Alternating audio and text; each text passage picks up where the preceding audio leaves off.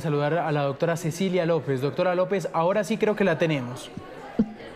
Muy bien, muy buenos días, Juan Camilo, ¿cómo estás? Muy bien, doctora López. Bueno, le estaba preguntando, doctora López, nos gustaría saber en cuántos empalmes usted participó y si nos puede decir los gobiernos.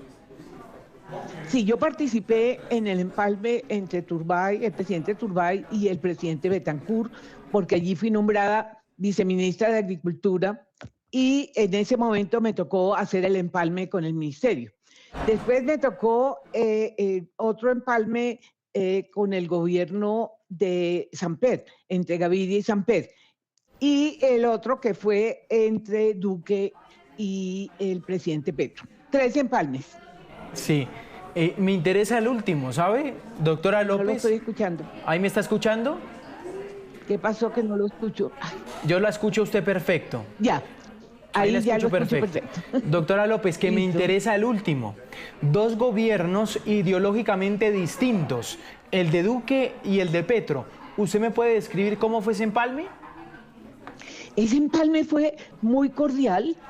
Eh, la dificultad no fue entre el gobierno saliente y el nuevo gobierno, y hablo específicamente de Planeación Nacional, donde yo participé en el empalme por orden del presidente Petro, y en Agricultura. Y en los dos casos encontré un apoyo muy grande de los funcionarios del gobierno Duque, tanto del ministro de Agricultura como de la directora de Planeación.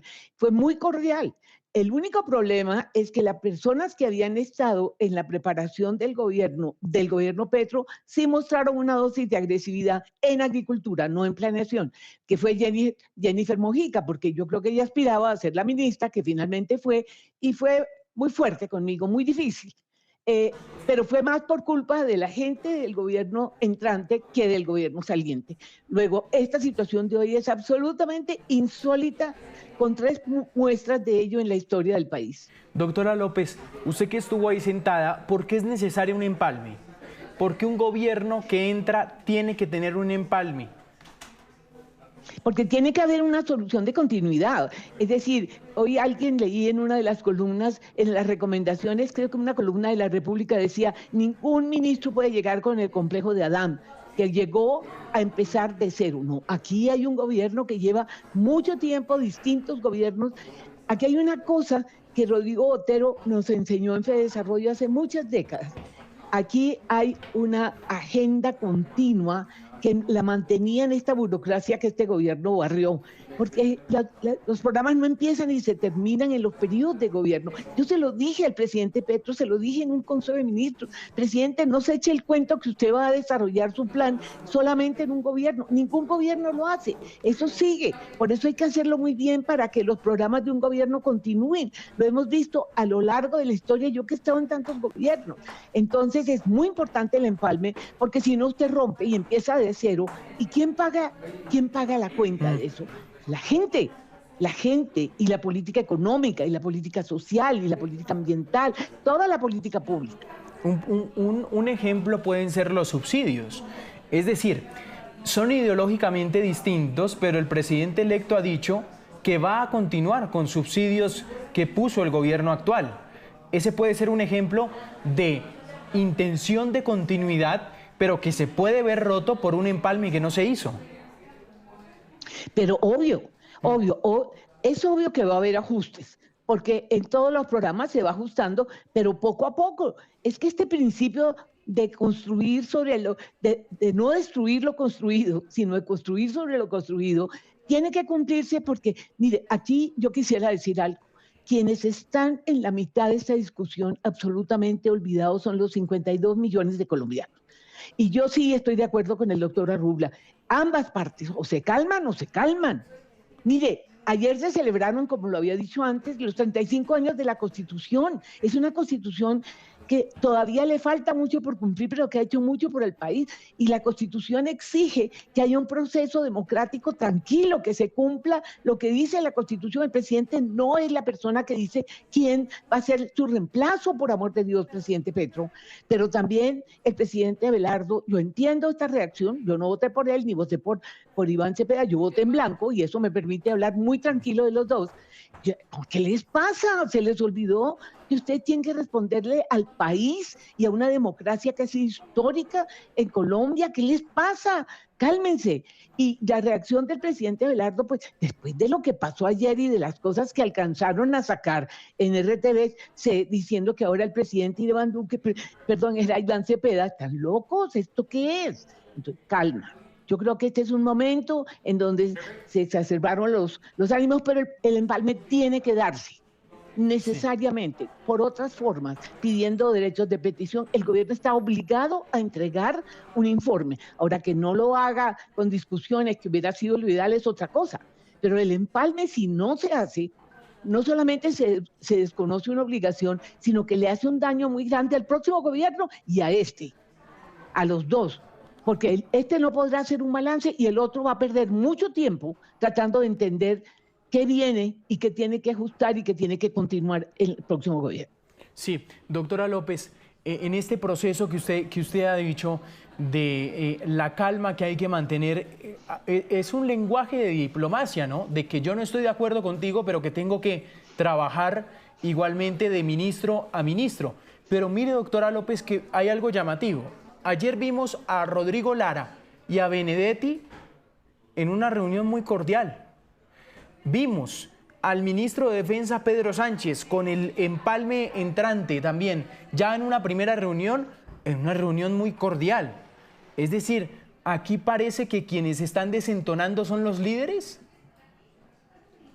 Pues parecería que sí, por eso un llamado a los dos. Yo sí quiero decirle lo siguiente. Yo también creo que el presidente electo se calme, pero yo sí creo que él tenía que reaccionar. Es que la ofensa ayer del presidente Petro fue inconcebible. Yo que creo en la democracia y que quiero que esto sea por el bien del país, etcétera. Primero lo que dijo el presidente Petro, lo que dijo el medio de comunicación oficial, que el presidente ahora era Iván Cepeda y no Abelardo del Espriella, por amor de Dios. Es lógico.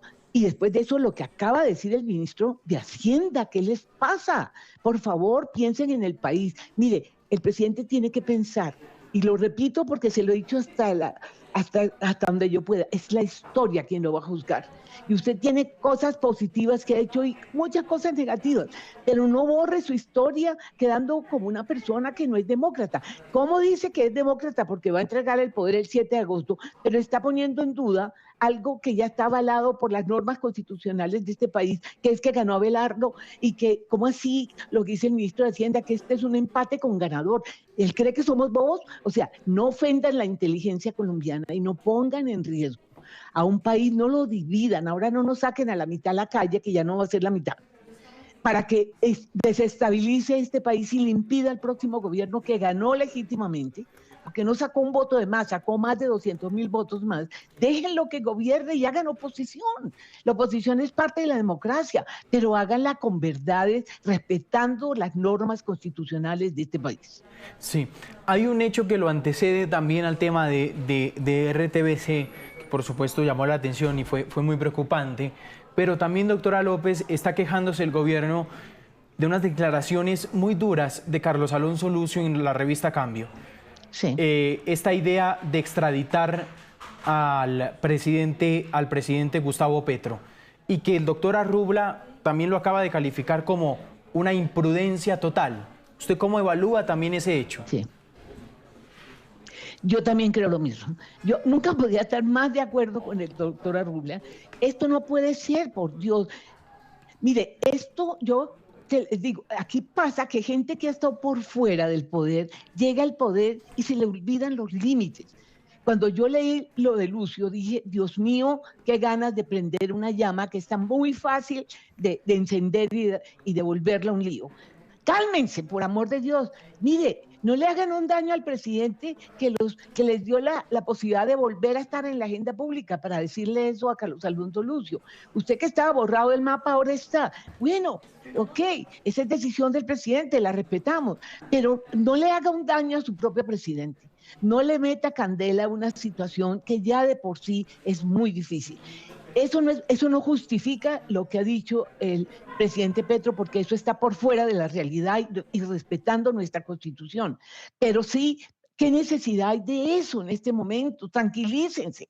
Les repito, me duele en el alma decirlo, pero a los dos se les está olvidando que aquí hay 52, ya no sé si son 53 o 54 millones de colombianos cuya vida depende de la pelotera de ustedes. ¿Qué les pasa? Tranquilícense. Este país es un país donde la democracia es un valor fundamental. Hagan la transición normal. Que no quieren verse, bueno, no se vean. Entreguen los documentos y pobrecito el próximo gobierno que se va a sacar un ojo y ahí se aclara, pero ni el uno lo trate como lo está tratando, ni el otro le responda de esa manera. Se les olvidó que somos una democracia, que tenemos una historia, que aquí hay millones de gente cuya vida depende de la pelotera de ustedes, por amor de Dios. Yo, como les digo, creo que lo del presidente Petro es inaceptable. Ahí están las decisiones, se eligió con una mayoría pues de más de 200.000 votos. El ministro de Hacienda, ¿en qué mundo está? Repitiendo como loro lo que no toca. Dejen de incendiar, más bien pónganle un poquito de paz, piensen en los colombianos y hagamos la transición. Nos falta un mes. ¿Que nos van a meter en un incendio todos los días este mes? ¿Van a acabar con la estabilidad emocional de 52 millones de colombianos? ¿O nos toca no hacerles caso y simplemente saber que el 7 de agosto, porque así lo dice la Constitución, lo dicen las normas colombianas, se va a posesionar el presidente de la Espriella y va a haber oposición que la va a ejercer, bueno, no sé cuál de los dos, perfecto, la oposición es parte de la democracia, yo no he oído nada que les limite, pero no desborden los límites que las mismas reglas constitucionales del país les establecen y que han sido respetadas a través de la historia. Doctora López, ¿usted ve un riesgo de incumplir la ley? Porque acá hay una ley que regula los empalmes, que hay que hacer empalme y que el empalme tiene que tener unas cosas. No, yo no creo que le incumba. Yo no creo que el presidente Petro pierda esa sí es una responsabilidad que tiene que cumplir. Lo que va a cambiar es la forma. O sea, lo que seguramente va a pasar es que van a hacer unos informes que no se van a discutir, que no se van a aclarar, sino que les entregan una cantidad de documentos. Y yo ya conozco el estilo. A mí me pasó con la ministra Jennifer. Yo hice un informe y me lo devolvió. Eso no le había pasado a ningún ministro en su vida. Me lo devolvió y me tocó volverme a sentar y explicarle que todo lo que ella estaba diciendo era falso. Eso le puede pasar a este gobierno, que le entreguen una cantidad de informes y que va a haber un proceso ahí complicado de ajustar cuentas, pero bueno, ya en el poder van a poder mirar cifras más claras. Pero otra forma de empalme va a haber, tiene que haber. O sea, ellos tienen que entregar, este gobierno tiene que entregar los informes de lo que ha hecho, de lo que no ha hecho, de qué problemas está. Y el otro lo revisa. Eso va a pasar. Lo que no va a haber es lo normal, que es esa conversación que siempre se da entre el nuevo equipo y el equipo que sale. Que como le digo, yo no sé qué le pasa al gobierno Petro. Eso fue muy cordial. El gobierno Duque, digan lo que digan. Y yo fui muy crítica del presidente Duque y de su gobierno, y quiero decirle que el empalme que a mí me tocó tanto en Planeación Nacional, donde yo presidí ese empalme por un buen rato, y en Agricultura, lo único que tuve fue generosidad. El gobierno Duque me dio toda la información que pedí. Entonces, ¿cómo así que cuando ellos llegan, a ellos sí se les hace el ambiente fácil, se les entrega toda la información y cuando les toca a ellos hacer lo contrario, entonces les sacan la lengua y se arma todo esto que pone en jaque un poco la sensación de estabilidad de este país? Eso me parece incongruente, inadmisible. Yo sí le hago un llamado al presidente Petro. Presidente Petro, usted ya tiene un espacio en la historia. Algunas cosas son positivas, otras son negativas de malas. Usted no se preocupó por la ejecución, tuvo mal, lo que quiera, pero usted hizo unas cosas importantes, cambió la agenda, amplió la democracia, le dio la oportunidad a la izquierda. Deje que eso sea su legado en la historia y no que usted al final resolvió acabar con la democracia colombiana, armar un lío de la Madonna y poner en jaque una cosa que no va a durar mucho. Esto se va a calmar, porque este país es tranquilo, demócrata, y lo va a obligar a usted a sentarse en lo que toca. Pero no pase a la historia quedando como alguien que trató de romper el orden constitucional de este país. Sí. Doctora López, quiero hablar del procedimiento de los empalmes. ¿Qué tanta sinceridad hay? ¿Qué tanta honestidad hay de reconocer lo que falta por parte del gobierno saliente, reconocer lo que no se hizo, reconocer lo que va mal en sectores y decírselo al gobierno entrante? Pues eso depende mucho. Mire, yo he tenido, usted no me va a creer, pero el tránsito entre el ministro de Agricultura del gobierno Duque y el mío, el ministro fue muy generoso, me contó muchas cosas. Claro que quedan otras que uno le va descubriendo. Pero, por ejemplo, recuerdo el empalme en el gobierno de Samper con Planeación Nacional, que a mí me sorprendió, porque cuando yo hablé con el director de Planeación, el empalme duró 2 minutos. Me dijo, no, ya era lo contrario, no, fue al revés. No sé, un empalme que tuve sí me sorprendió porque fue muy rápido. O sea, sí ha habido empalmes sustantivos y ha habido empalmes superficiales en todos los gobiernos. O sea, en unos le dicen a uno toda la verdad, en otros no le dicen nada. Eso es cierto. Pero yo lo que no había visto es este nivel de agresividad, este nivel de ofensas. Eso sí, desde el gobierno de Turbay, donde yo estuve, y que me tocó el empalme con Betancur y todos los demás, jamás había visto este nivel de agresividad. Pero que a uno le digan todo, pues eso depende mucho del funcionario y depende mucho del tipo de gobierno. Pero, pero como le digo, sí, uno va descubriendo cuando llega al gobierno que a lo mejor le dijeron la mitad de las cosas. Está bien, pero le dan una base y uno puede ir identificando. Y como no se borra, es que mire, aquí hay un problema muy grave.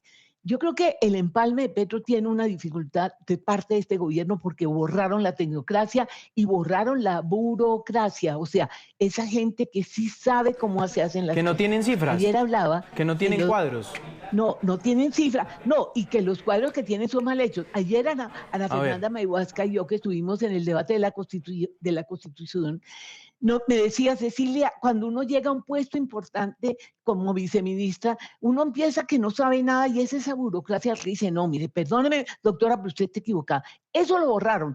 Yo creo que una dificultad que nadie está hablando, que va a ser una falla del empalme, es que este gobierno borró los datos, borró los informes, los hicieron mal porque sacaron a la gente que sabía hacer eso. Doctora López, ahí hay una dificultad muy grande, pero doctora independientemente de otra cosa. Venga, écheme el cuento de lo de las tierras, que yo se lo escuché y que me parece muy valioso escucharlo, que no tienen clara bueno, no me acuerdo si es en millones o en miles de millones, bueno, usted lo sabe bien, adelante. Pues mire, es que cuando estábamos escribiendo el libro, porque mi hija fue la editora y me ayudó en todo esto, nos concentramos en las cifras y en los informes de la Agencia Nacional de Tierras. Yo no lo podía creer. Los informes de la Agencia Nacional de Tierras. No sabe usted si está leyendo miles, millones, cientos, un desorden en las cifras, una incapacidad que muestra que la gente que lo hace no tiene formación, no es ni siquiera mala fe, es que no saben cómo hacer un informe y no saben cómo presentar las cifras o no les importan las cifras, lo que les importan son los discursos. Y ahí salió la frase del libro en donde decimos que los datos se subordinaron al relato. Entonces lo único que les importa es el relato. Ahí está saliendo todos los líos que están teniendo con la tierra que le compraron a la SAE y que entregaron sin títulos, que fue lo que yo le reclamé sobre la reforma agraria de entrega de tierra. Sin títulos, 22.000 familias que tienen tierra y no tienen títulos, que les pueden quitar esa tierra. Entonces ahí queda claro que la salida de la democracia, de la burocracia y de la tecnocracia, tiene unos informes que no dicen nada o que son imposibles de leer. Esa es una dificultad del empalme, que no tiene nada que ver con la pelea entre el presidente actual y el presidente electo. Pero ahí hay un lío tenaz. El próximo gobierno se va a sacar un ojo porque el costo de haber borrado la tecnocracia y la burocracia va a ser muy grande para el próximo gobierno. Claro, ese es un buen punto. Doctora López, siempre agradable escucharla. Gracias por estos minutos aquí en Noticias Caracol. Ha sido un placer. Muchas gracias. Gracias, doctora López.